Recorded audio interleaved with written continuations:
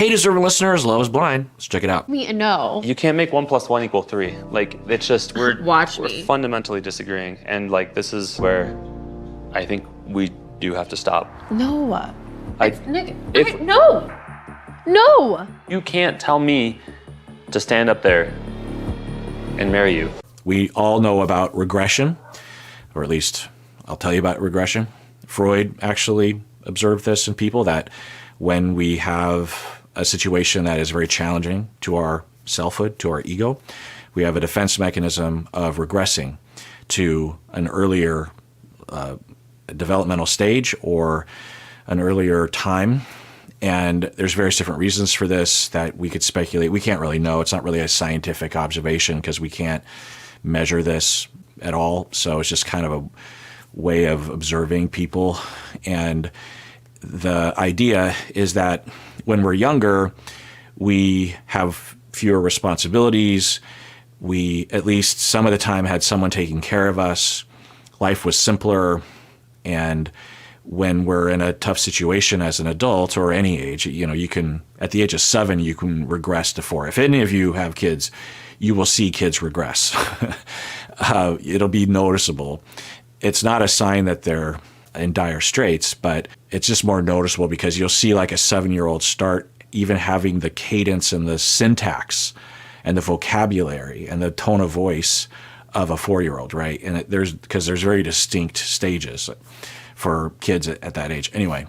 Whereas when you're an adult and you regress, it's sometimes harder to detect. Plus, they have their ability to make sure that their syntax and everything is, but sometimes it's not. Sometimes you'll see adults regress, particularly if they were severely traumatized, then it'll become more apparent. And I don't know if that's what's happening right now, but it's like, no, right? It's the way that children would refuse. I'm not going to bed, or I'm not going to, go to school, or I'm not going to let you leave for vacation or whatever. Those aren't great. I'm not going to do my chores. and then you cry, right? Or a much better example is you're the kid's at a friend's house and you're coming to pick him up, and he really does not want to leave, and he loves this friend and the things that they're doing. And you're just ripping them away from that. And they're just like, no, I'm not going to leave, okay? It's irrational, but we expect kids to be that way.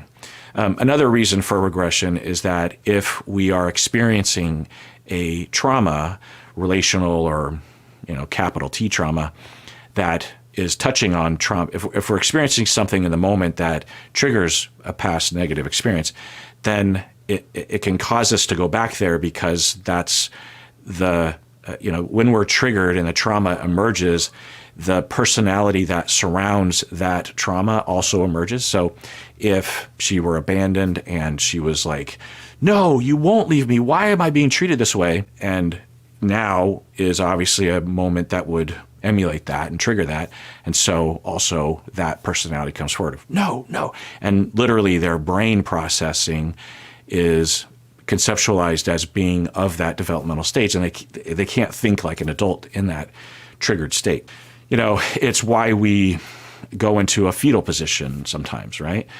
It's why we might, and so this defense is functional and dysfunctional, as most defenses are. Like, if you've had a really rough week and you just want to put your head in your spouse's lap and have them, just sort of run their hands through your hair, that, not always, but could be seen as a regressive state when you were a little child and you just had your parent that would be doing that for you. So there's that. I mean, you could even argue that whenever we kiss each other on the lips, we're regressing, because we're regressing to when we were breastfeeding, right? Just that physical mouth intimacy, right? Like, because when you think about there's a lot of theory. Anyway, point is that it kind of looks that way, but we don't know. But we can use it as a jumping off point. But I will return to what I was saying earlier, that if I were a birdie on his shoulder, because he's more calm, I would say, just care, love, stick with it. This is expected. She's going to do this, and she's going to do this, and she's going to do this, and she's going to do this. Don't give in, because you've made up your mind, right? But also don't freak out. Don't run away. Unless something is dire, something imminent, some sort of danger, some threat, like she is threatening to jump out of the window or something, there's really no need to freak out or do anything. You just be there. I've been trying this whole time, Nick. My love for you is real. I don't want you to feel like you need to reassure me that your love for me is real. And I don't want to have another conversation where you're saying, well, you said you don't love me. Yeah, I don't think that's why he's breaking up with her. But he could think that her love isn't real, in that he could think, well, yeah, you have what you're calling love, and it's intense, and I believe you. When you say that you love me and it's 100%, I believe you, but your version of love is not the sort of love that I'm looking for. It's more desperate love. It's more needy love. He hasn't said anything along those lines, but it could be something like that. I wouldn't think there's a possibility that someone interacting with her in this way could feel that way, of like, yeah, I know that you have a lot of motivation toward me. You need me. You're desperate for me, but I don't know if you love me, like you love me. I've talked about this before, but when it comes to this kind of love, it can be confusing because on paper it looks like the perfect scenario. This person loves me, like unconditionally. They think I'm perfect. Why does this not feel good? Well, often it's because deep down we know that they don't really love us. They don't love, the person doesn't love me. They love like this perfect vision of me, and they don't really see me. Now, I don't need them to criticize me or see my flaws, but it doesn't have that kind of adult eye-to-eye understanding of each other. It's the way a child idealizes a parent, and that's distancing, right? That's not peer-to-peer. It's not intimate. It's worship.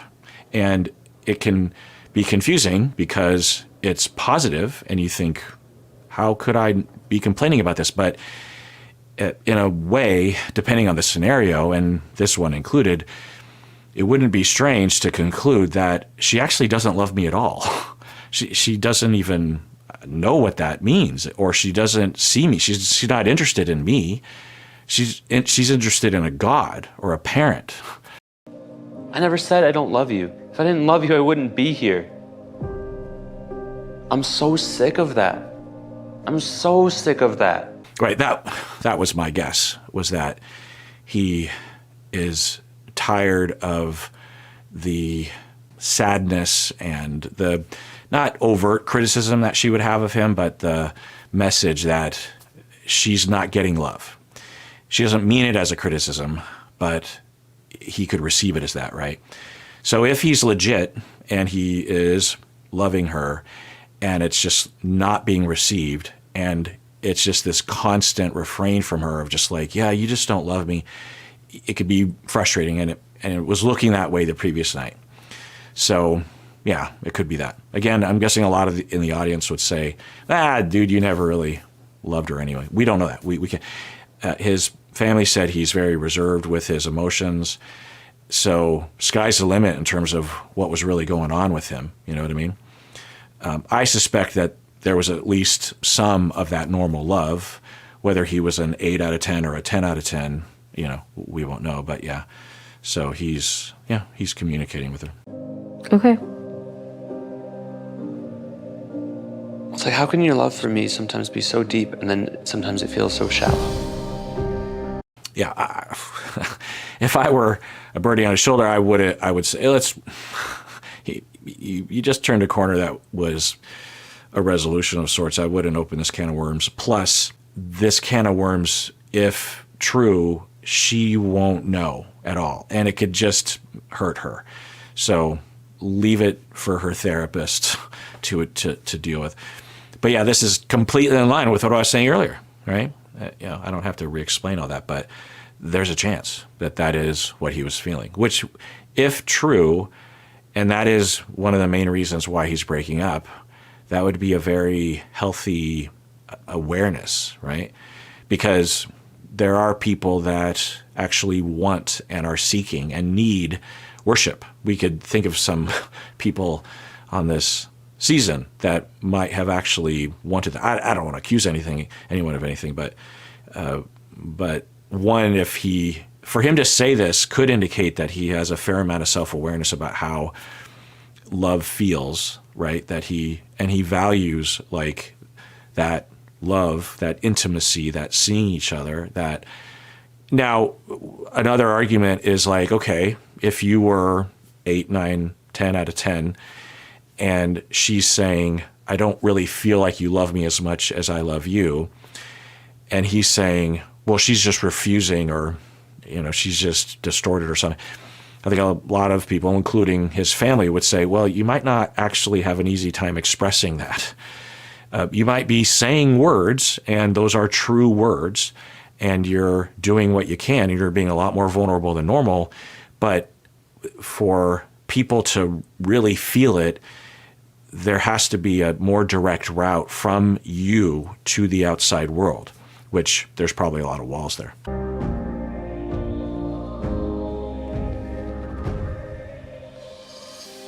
I can't talk to you through your phone, though. You can take some time, but... I'm listening. Do you understand? Like, you're flipping my whole world upside down, so it takes a second. Yeah, good.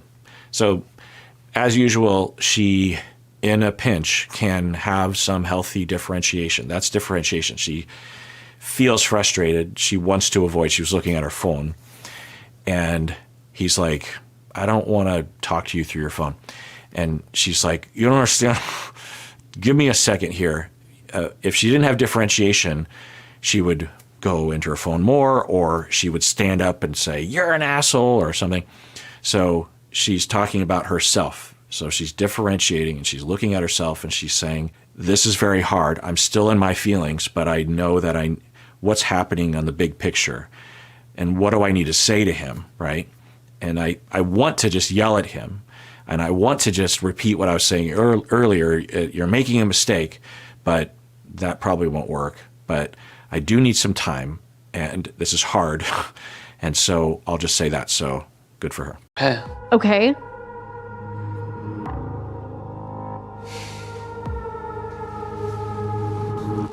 I want to kind of see if they showed us the text exchange, and I'm curious if she's talking to someone. I mean, it doesn't really matter, but I'm sort of curious. Okay, so she's talking with somebody. We don't see the person. I wonder if they grade that out. But then it says, hi, 90% sure no wedding. So maybe a family member. And then the person says, hi, checking in on you. And then why? So, they're texting at the same time. Hi, checking in on you. 90% sure no wedding. Why? And then she says, I'll call you later. Person says, okay. And then she says, currently filming. So what I would say, if I were Birdie on her shoulder, a lot of birdies on shoulders, I would tell her, just tell him that you're wanting to text with someone real quick, but you want him to stay there. And you're not texting about like going to a movie later. You're asking for support from someone, or you just you told someone that you might not be having a wedding, and so you just want to kind of fill them in because they might be freaking out. So is that okay? Or something like that, right? But the way that it looked was that she's just like, well, whatever, and now she's on Instagram or something. I don't think she would do that, but if you're him, how would you know? The arguments that we've had have really fucking sucked. That's not healthy leading up to a marriage. Honestly, those things hurt. So if that's the reason, then that's the reason, Nick. I need you to just be clear. Like, give me something. Yeah, okay. So she's in a state, and as I said a long time ago, she's being dumped, and there's a wide range of what I would say is acceptable or healthy or understandable behavior, meaning that if we just take in isolation, what she's saying right now, at least in the edit, is that he just told her one out of a couple of reasons why he doesn't want to get married. And then she immediately says, okay, fine, but you just have to give me a reason, right? It's sort of like that comedy where someone's like, okay, God, if I shouldn't do this, then just give me a sign. I won't do it. if, God, you just tell me, give me a sign. And then a lightning bolt like hits them. Oh, they get up and they're like, all right, God, well, if you're not going to give me a sign, then I guess I'm just going to move forward. This guy. So, like I said, wide range of possible healthy or understandable behavior upon being dumped on camera. But, okay, so he just was saying what I was thinking why he was doing this is that he doesn't like the arguments. I would say the arguments weren't horrible, and even in the midst of the conflict or the tension, she could pretty quickly recover. If we think about other conflict just that we've seen this season, there are people this season that once they get on the bulldozer, they don't stop, and she would. And even the things she was saying wasn't horrible, right? So he is saying he didn't like it, and that's fine. He can have his criteria, and I wouldn't fault him for being concerned about that or for it to degrade his feelings for her. And just like talking in circles and like you just continuing to love me less or like me less. The reason that I'm not willing to marry you is because I am unhappy. Okay, let's go start packing then. Dreams like castles made of sand. Yeah. So on the scale of things, it's a pretty good breakup. No breakup is like great, but on the scale of things, there's worse. If I could influence him, I would influence him in the direction of just not having a tone of being argumentative, right? Verbatim, what he said wasn't hostile or hurtful or anything. He's just like, I'm unhappy. But there's a way to deliver it, right? It's just like, yeah, I hear you, and I'm sorry, and I feel horrible, but I just don't think that you and I would be happy together. Something like that, Instead of like, I'm telling you that I'm unhappy, that kind of. Things they never go to plan. I think you'll look back and regret this. You can't force me to get to the altar. I'm not forcing you to do anything, Nick. You're the one that is asking. Yeah, so you're going to regret this, Nick. And again, if we just isolate that, you're like, what? But she's being dumped. It's understandable. So I would just tell him, she's going to say those things. And unless there's some emergency or she's being abusive, then just either don't say anything or say, I'm sorry. Maybe I will. I don't think so, but maybe I will. And I'm so sorry. Just keep saying that. Asking me to leave now. I haven't forced you to do anything at all. All I've done is ask for you to try. I've told you where I'm at. I think one thing he could say, if true, that could help her would be to tell her his process. I think that's hard for him, but I think it could help a little bit anyway to say, I have been trying. You're not this incredibly hard person to get along with, but a while back I started to have some second thoughts, and I didn't like those thoughts at first, and I tried to communicate with you in a way that would stop you feeling the way that you sometimes feel, and because it just would come up so often. So I was trying. I didn't give up easily, but eventually it got to the point. So that could help, because I think she's thinking that he just didn't care enough to even try. You know what I mean? And that can cause extra hurt, right? She's going to be hurt because she's being dumped, but it can cause extra hurt if she feels like you didn't even try. He really had me convinced that this was going to be our life together, that he was going to be my husband. This is like your plan, like the whole time. Like, I wish you'd have just told me. Right. Again, normal for her to say, and important that you try anyway to dispel that if it's not true. Because I don't think it's true. It might be true, but I don't think it's true. So let's see what it says. It's obviously not my plan the whole time. It's obviously not my plan the whole time. Why do you do that to me? I still just feel like there's so much more that I'm like not understanding. I hope that everything wasn't fake. Like, I really do love Nick. I like have. So we can use this as a jumping off point. We see this all the time, or Not every time, but a lot of the time. We saw it last season with Ben and Sarah. Ben actually was pretty similar in his presentation to Nick in that we don't really know what they were feeling because they didn't show what they were feeling. We don't have any reason to believe that they were fake. They could have been. Anyone can be fake, but there's no reason to assume that. We understand that there are people that have a hard time expressing their emotions, and especially on camera and that sort of thing. So unless someone's proven guilty, we have to at least take a guess and say, well, there's at least a good chance that they're innocent, right? So for her to think, is it fake? This is why it's really important that you stick with the breakup for him, to stay in contact with her and explain to her what the feelings were. Now, she might refuse to accept. She might be locked in. You might not be very good at convincing. But unless she's being abusive, which she's not, then it's ethical and moral, I think, to do your part after informing the person that you are breaking up, to not give in and get back together with them, but to dispel these notions that can be extremely destructive. Now, if you're Nick, you say, well, if she's going to invent that and ruin her idea of human beings or herself, then that's on her. I never gave her any indication that I was faking.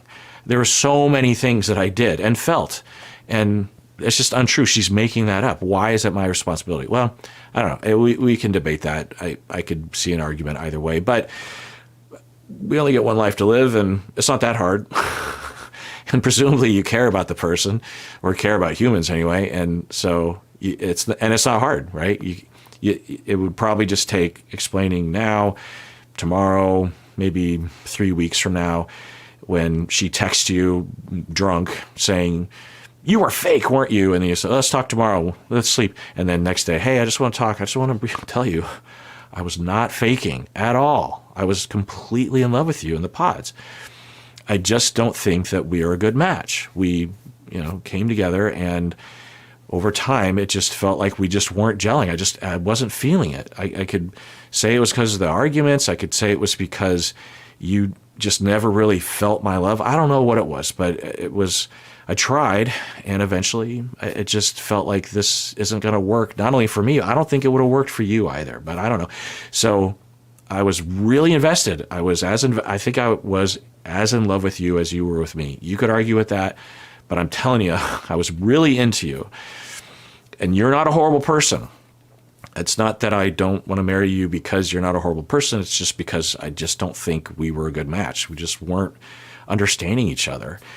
And to me, that was a deal breaker. And I just stopped feeling the motivation. Something like that. I don't know. But there's a lot of versions of that role play. And that can go a long way. It helps to dispel, it fleshes it out, right? It also shows that you're trying, right? Even though you're breaking up with someone, you're putting in effort. And so that effort is noticed usually. And the Annies of the world will be like, well, he's trying. Or you could literally even say, Annie, I do not, it would kill, I'm so sorry that I broke up with you. I stand by it, but I never wanted to hurt you. It would kill me if you walked away thinking that I was faking, because I wasn't. And to tell you the truth, it's a furthering of the annoyance that I had when we were together, because I loved you and you were convinced that I didn't at times. And that hurt my feelings. And also I feel like you walking away from this relationship thinking I was fake could actually harm you, because you would think that you don't understand when real love is happening. Real love was happening in the pods, soon after the pods. I would say like maybe a few days before I told you I wanted to break up, I was, seriously having a downturn. Now that might cause a reemergence of a lot of the things that she's saying. Well, how come we can't just try? If you love me, you can love me again. I'm sorry. I'm sorry that I'm breaking up. So that's hard, and a lot of people don't want to deal with that, right? It's like, I don't want to deal with her getting on my case again, and having a freak out and crying. And, that makes me feel bad about myself. Well, grow up. Face the music, I say this because how many times have we heard someone in Annie's position saying this, and then at the reunion absolutely knowing it and bringing up like text exchange, like, see, you were fake the whole time. You only went on. And, just think about the people that are being accused of just going on the show to be on the show. These are guys that it's usually, I'm trying to think if there was a woman. Certainly women get attacked, but there's like gendered ways that people get attacked.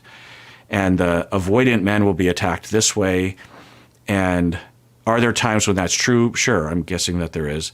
And the women get attacked for being sluts or two-faced or stuck up or something, just very simple things that people will assume, you know what I mean? So, it's less about defending Nick. I'm sure he'll be fine, although the bullying. But it's more concern for the Annies of the world, because if she walks away with this lesson, which I'm guessing she's walked away before with, it's not going to help her in life, in her next relationship, with her confidence, all that stuff. Loved him like this whole time. I just feel like I really wasted my time, Nick. Like, I have a whole life I have molded around you. Yeah, okay. So she's scaling back. Nick, just say, yeah, I'm so sorry. I'm just so sorry. Just keep saying that.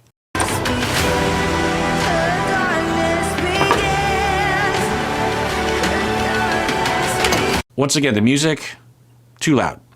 Editor, turn it the fuck down. Literally half. All right, well, that does it for that episode. Everyone out there, please, I want to remind you to take care of yourself seriously, because you deserve it. You seriously do.